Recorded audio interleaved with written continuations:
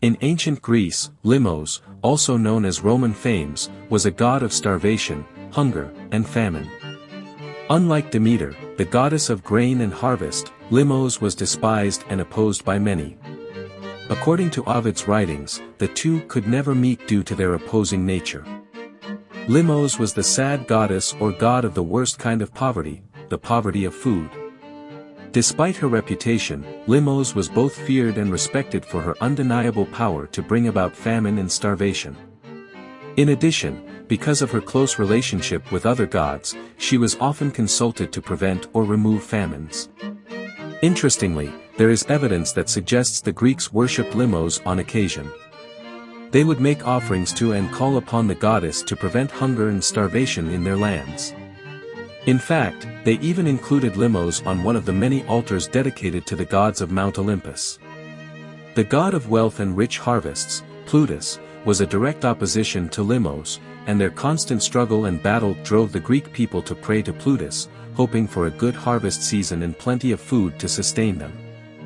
While Limos' role in ancient Greek society was not one of glory or abundance, she was an integral part of the pantheon of gods that provided balance and protection to the Greek people in times of need.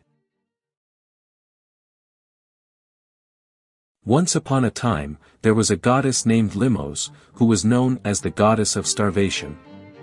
She resided in a frigid wasteland on the edge of Scythia, where life could not thrive. Limos was a formidable force, and it was said that even the most powerful gods feared her.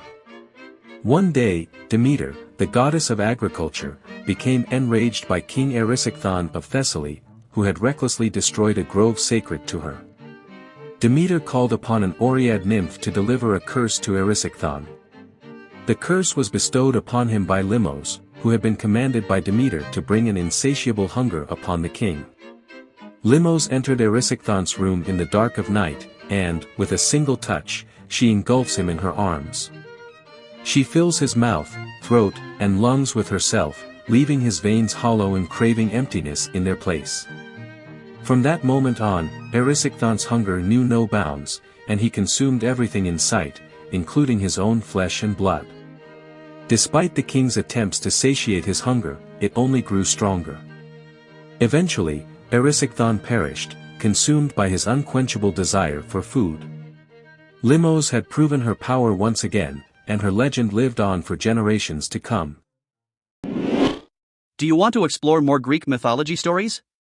Who do you want to see featured next? Subscribe and leave a comment below to let me know. I'll see you in the next video.